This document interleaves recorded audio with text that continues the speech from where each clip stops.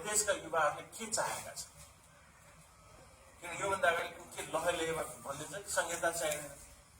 उसलाई कसले सिकायो? दिमागमा कसरी एक संहिता चाहिन्छ? या तर्कबाट भन्नु पर्यो कि संहिता किन चाहिँदैन भन्नु पर्यो। नभए त अहिले किन त्यो राखेको छ जस्तो मलाई लाग्छ भन्दाखेरि सामाजिक सञ्जालमा जे कुरा आयो त्यही कुरा लहेलेमा टिप्ने हुन्छ। दिनभरिमा 10वटा पोस्ट 20वटा पोस्ट एउटै हेऱ्यो भने संहिता खर्चिलो भयो, संहिता चाहिँदैन, त्यसलाई टुक्रायो भनेर 10वटा 20वटा पोस्ट दिनभरिमा आयो भने त कतै न कतै उसको सबकन्सियस माइन्डले त्यही टिप्छ। उसले तर्क गर्दैन कि संहिता चाहिन्छ कि चाहिँदैन, आफ्नो लजिक लगाएर हेर्दैन र सिधै त्यो कुरा भनिदिन्छ कि संहिता चाहिँदैन। त्यस्तै कुरा राजतन्त्रको विषयमा के भयो भएन, के फाइदा हुन्छ थाहा छैन, इभ्यालुएट गरेको छैन। तर अहिलेको व्यवस्था खत्तम छ, राजतन्त्रै ठिक छ भन्ने मधेसी युवाहरूले भन्छन्।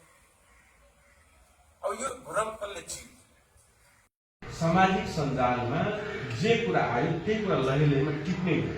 दिनभरिमा 10वटा पोस्ट 20वटा पोस्ट एउटै हेऱ्यो भने संहिता खर्चिलो भयो, संहिता चाहिँदैन, देशलाई टुक्रायो भनेर 10वटा 20वटा पोस्ट दिनभरिमा आयो भने कतै न कतै उसको सबकन्सियस माइन्डले त्यही टिप्छ। उसले तर्क गर्दैन कि संहिता चाहिन्छ कि चाहिँदैन, आफ्नो लजिक लगाएर हेर्दैन र सिधै त्यो कुरा भनिदिन्छ कि संहिता चाहिँदैन। त्यस्तै कुरा राजतन्त्रको विषयमा के भयो भएन, के फाइदा हुन्छ थाहा छैन, इभ्यालुएट गरेको छैन। तर अहिलेको व्यवस्था खत्तम छ, राजतन्त्रै ठिक छ भन्ने मधेसी युवाहरूले भन्छन्। अब यो भ्रम कसले चिन्यो? त्यो अहिले प्रमुख आवश्यकता। यो नागरिक समाजले कार्यक्रम राख्नु पर्थ्यो। अहिले हरेक जिल्लामा नागरिक समाजले यो चल्दैन राखेर युवाले सम्झाउनु पर्थ्यो। यदि या त संहिता चाहिँदैन भने हामीलाई सिकाउ किन चाहिँदैन भनेर, गणतन्त्र चाहिँदैन भने हामीलाई सिकाउनु किन चाहिँदैन, नभए यो फाइदा हो यो बेफाइदा हो भनेर सबैलाई सम्झाएर सही ट्र्याकमा ल्याउनु उत्तरदायी हाम्रो। नभए त त्यो फेसबुक स्कुलमा वाट्सएप ग्रुपको मेसेजले गर्दाखेरि चालकहरूले तालिराखेका छन्, गलत दिशामा गइराखेका छन्, बिना तर्कको बिना ज्ञानको गइराखेका छन्। यो एउटा त्यही भएर पत्रकारजीहरूले पनि म आग्रह गर्नु छ त्यो दिशामा अलिकति काम गर्नै पर्ने हुन्छ। यस संहिताको फाइदा देखाउनुहोस्। म त अब हामीले सबै कुरा बोल्न मिल्दैन एउटा राजनीतिक पार्टीको अध्यक्षको रूपमा, त्यही पनि जति हुन्छ हामीले भन्दै आएका थियौँ पहिला। तर यो खालि अहिले त कस्तो वातावरण बन्यो केही दिन अगाडि भन्दाखेरि राजनीतिक पार्टी रहँदैन, त्यो भ्रम पनि चिन्ने कोही भएन। राजनीतिक पार्टीमा कुनै देश राजनीतिक व्यवस्थाका देश चल्छ। तर केही दिन त मधेसी युवाहरूमै यो पनि भ्रम देखेको पार्टी त रहँदैन, पार्टी किन चाहियो? अनि 1.5 महिनापछि दिनहरू त पार्टी खोल्न लाइन लगेर बसेका छन्। त्यहाँ पनि दिग्भ्रमित भयो।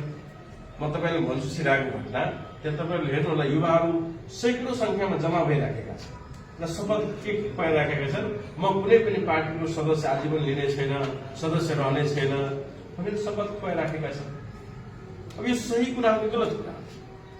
मेरो नजरमा यो गलत कुरा। किन भन्दाखेरि यो दिग्भ्रमित पार्टी, किनभने हामीले इन्करेज गर्छौँ सबैजना राजनीतिकमा सचेत हुनु, राजनीतिक जुनसुकै ल यो पार्टी खराब होला तपाईँहरू राम्रो पार्टी खोल्नुहोस्, ठिक छ। तर कसैले राजनीतिबाट टाढा गर्नु, पार्टीबाट टाढा गर्नु भनेको त्यो गलत छ।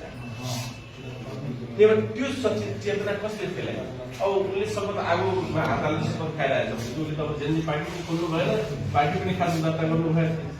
अनि त्यो दर्ता त्यो राजनीतिसँग राम्रो युवा टाढिएपछि त फेरि राजनीति कस्तो हाल्नु? प्लेटोले भने जस्तै खराब मान्छेहरू हाल्नुहुन्छ। त्यहाँ पनि हामी कति चुक्दैछौँ। त्यही भएर यस्ता कुराहरू नियन्त्रण गर्न हाम्रो पत्रकार समाजले पनि, नागरिक समाजले पनि, बुद्धिजीवी वर्गहरूले पनि गर्नुपर्छ। पहिला जस्तो मधेस आन्दोलन हुँदाखेरि जसरी बुद्धिजीवी वर्गहरू सक्रिय हुन्थे, नागरिक समाजहरू पनि सक्रिय हुन्थे, विरुद्धमा कार्यक्रम राखिन्थ्यो, संहिता चाहियो हामीलाई किन चाहियो भन्थे, अहिले त्यो देखिँदैन। अब जे कारणले होस् थाहा छैन, तर त्यो देखिँदैन। त्यस्तै गतिविधि अहिले चाहिन्छ ताकि हामीले आफ्ना युवाहरूले सही ट्र्याकमा ल्याउन सक्छौँ। अर्को पक्ष तपाईँले हेर्नु गाउँमा मधेसमा के चलिरहेको छ भने विभिन्न नाममा द्वन्द्व कसरी गर्नु पर्छ। एक समुदायबाट अर्को समुदायमाथि, एक जातिबाट अर्को जातिमाथि, यहाँ राजनीतिक सिद्धान्त अनुसार हामी अगाडि बढ्नु पर्ने हो। तर के हुन्छ भन्दाखेरि त्यो राजनीतिक सिद्धान्त अनुसार टिक्न नसकेपछि मान्छेले कसैले धर्मको सहारा लिने, कसैले जातिको सहारा लिने, कसैले रिस्ता नाताको सहारा लिने, त्यस्तो कुरा गतिविधि हुँदै आएको छ। त्यहाँबाट पनि समाजलाई जोगाउनु पर्ने हुन्छ। त्यो जोगाउने काम पनि फेरि हाम्रै त्यो भएको हुनाले के फाइदा के बेफाइदा हुन्छ, कुन राजनीतिक प्रणालीको कस्तो फाइदा बेफाइदा हुन्छ, यो एकदम प्राइमेरी कुरा हो। त्यही पनि हाम्रो युवाहरूले त्योसम्म बुझ्न सकेका छैनन् भने त्यो बुझाउने उत्तरदायित्व हामी सबैको हो। हामीले भाषा सृजना गर्ने हो। त्यतातिर पनि म काम गर्न सबैलाई आग्रह गर्न चाहन्छु। सबैले आफ्नो भूमिका निर्वाह गर्ने, पत्रकारहरूले पनि भूमिका निर्वाह गर्नु पर्यो, बुद्धिजीवी समाजले पनि निर्वाह गर्नु पर्यो, नागरिक समाजले पनि निर्वाह गर्नु पर्यो, जुन अलिक कमी महसुस भएको म देख्दैछु। किन देख्दैछु भन्दाखेरि जेनजी आन्दोलन भएको 1.5 महिना उनीहरूमा नै मलाई लाग्छ विश्व ग्रुप छ। कसैले राजतन्त्र चाहियो भनेर, कसैले हिन्दू धर्म राज चाहियो भन्दैछ, कसैले संहिता खारिज हुनु पर्यो भन्दैछ, कसैले के भन्दैछ। कतै कुनै एकरूपता छैन। एउटा कुरा। अर्को फेरि रोड म्याप छैन। लागि निजी क्षेत्रलाई प्रोत्साहन दिनै पर्ने हुन्छ। कहीं